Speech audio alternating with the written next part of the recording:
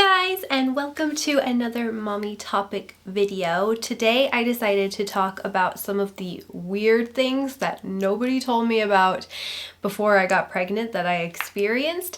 I feel like there's a lot of weird things about pregnancy and everybody kind of experiences different things and symptoms. So I'm gonna go ahead and just share weird ones that I had that I was never told about. So the first weird one that I have that was like the earliest in any of my pregnancies was with my first pregnancy. I experienced vaginal discharge to a level that I don't think anyone should ever have to experience. One particular time where I was visiting my family, actually at the time, that's when I found out I was pregnant. I was literally only like probably 4 weeks and a couple days pregnant. I wasn't even 5 weeks yet. I was in the car with my best friends from high school and like they knew I was pregnant and everything, and then all of a sudden I felt like I literally just peed myself, and I was totally freaking out because the first thing that came to my mind was, oh my god, it's blood.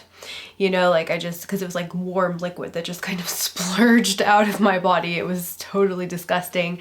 And so I rushed into a nearby Walgreens bathroom, and it was like clear fluid, like water almost, and it didn't have a distinct smell. Like it didn't smell like urine, because I've always had kind of not a weak bladder but an overactive bladder, so I just kind of thought, ooh, maybe pregnancy's already starting to make me all weird.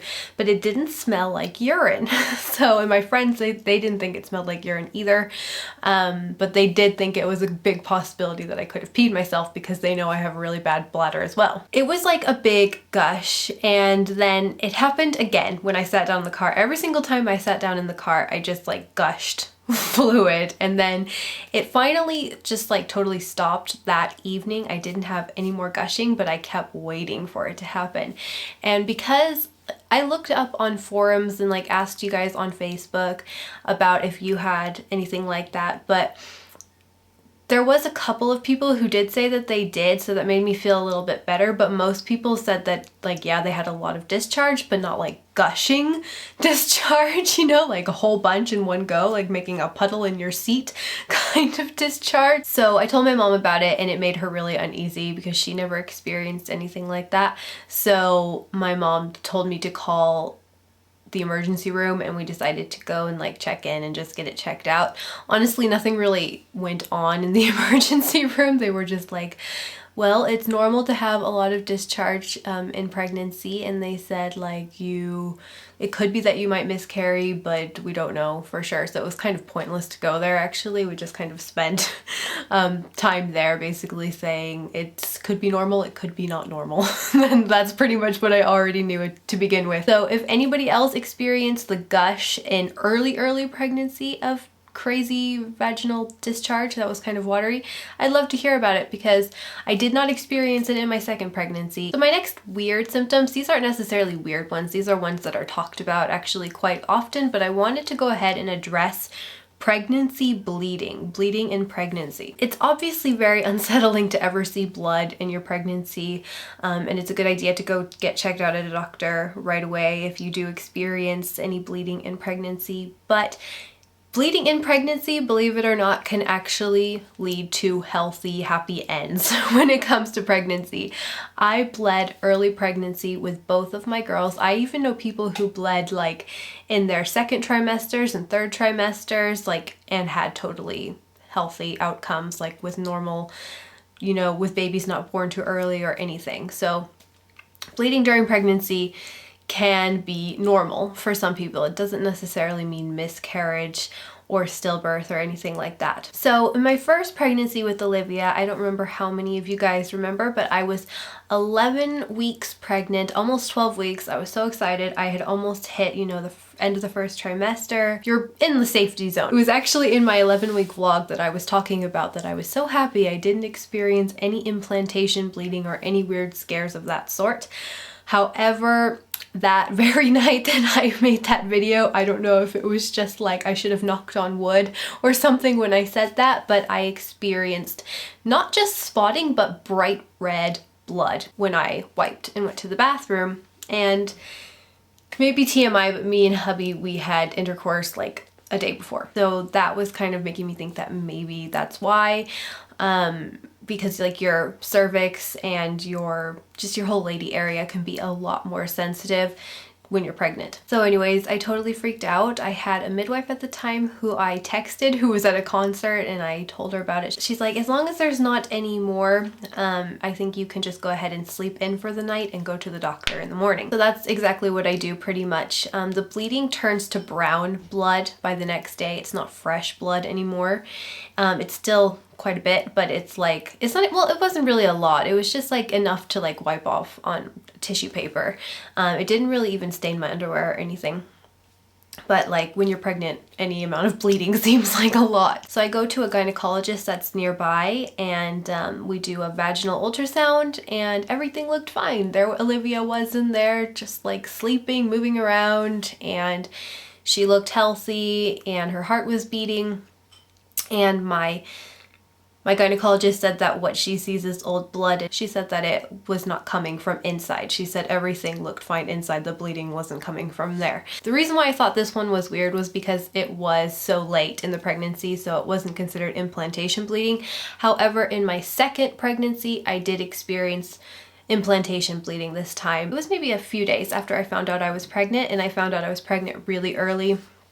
I went to the bathroom, wiped, and there was a little bit of brown spotting, but I wasn't worried about it. It was very minimal in Leia's pregnancy, and it went away pretty much right away. So I was just like, oh, okay, that's probably just implantation bleeding. So I hope that those stories were helpful to people out there who are pregnant or early pregnant. Know that blood doesn't always mean it's a bad sign, but it's always a good idea to go get it checked out. Next sort of weird pregnancy thing is something that actually only happened with Olivia one time, and it was just the way she was moving was really weird one night. It's like I could feel her head poking up, like it was really low, like basically right at my pubic bone. I could like feel her head repeatedly just going like this, up and up and up, and hubby could feel it as well. And it was really painful, and it was like way towards the very end of the pregnancy. It was just a very obvious, distinct motion, and we knew exactly what it was, that it was the head.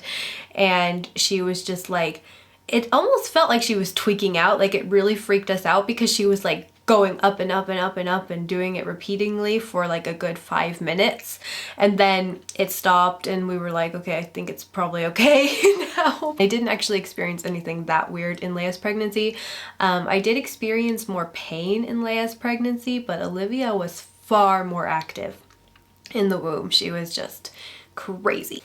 The next one I have to share is weird pregnancy dreams. I had quite a few accurate dreams, especially in Olivia's pregnancy. I felt like I was a little bit psychic in Olivia's pregnancy, actually. I had a lot of dreams about her being a girl before I found out that she was one. Like whenever me and hubby would talk about what she looked like, I felt like she definitely had lighter eyes. Like I just never saw her with brown eyes, like ever. When it comes to her hair color, it was really funny. Me and hubby noticed one day we were walking in the park and I had a freakishly blonde hair, just one strand of blonde hair that was connected to my head, which actually, thinking about it now, is the exact same color as Olivia's hair is today. It was like a golden, and I take it off. I'm like, what the heck? Why do I have this blonde hair in my head? Like, look at me, I'm a brunette. Hubby was like, maybe that's Olivia's hair color coming out onto you. I'm like, that's not possible, but it did happen. So that was a really weird pregnancy thing. I don't know. Has anybody else had their hair change color when they were pregnant? Next up in Leia's pregnancy is actually a somewhat gender disappointment thing. It's not like I was hugely disappointed. As you guys know, I saw actually on the ultrasound of the 20-week scan that she was a girl, very obviously. And I had originally planned not to find out the gender of Leia, and I was really upset, not so much that she was a girl, but that I saw something. And also I was like in utter shock about the fact that she wasn't a boy. I think just so many people had convinced me that it was definitely going to be a boy this time. I had like this strong intuition it was going to be a boy. All of the old wives' tales told me she was going to be a boy. I didn't have necessarily gender disappointment per se, but I definitely was like in shock and had to do like a total rearrangement of thoughts. Another thing that I consider to be kind of weird is that I never in either of my pregnancy got the linea nigra line, which is the line that goes like from your upper abdomen all the way down to your pubic area. Pretty much everybody I know has gotten it. I'm pretty sure that it says somewhere that not all women get it, but I never got linea nigra in any of my pregnancies. And I know that some people will even like hold on to their linea nigra for like, I don't know, years after they have their baby, some even for life. This isn't really something really weird that happened in my pregnancies, but I would say in both of my pregnancies, I considered myself to look pretty big. Like my belly always looked really big, and I had small children both times. I know in Olivia's pregnancy in particular, I was carrying a lot of extra amniotic fluid, but with Leia, I never really had that confirmed or not. I feel like Leia's belly wasn't as big as Olivia's belly. Yeah, I definitely found it weird. I kind of think it has something to do with me also being kind of a smaller frame. Like I'm a short person. I think short people tend to like look like they stick out a whole lot more. If the torso's kind of short, then I can imagine like the belly has nowhere to grow but out. All right, so that's all the weird pregnancy things I have to share with you guys. I will be doing a weird labor experience video as well, because there was a lot of things that happened in my labor that I had never been told about, so in both of my labors anyways. So I hope you guys really enjoyed this video. Give it a thumbs up if you did, and I will see you guys tomorrow for a vlog. Bye!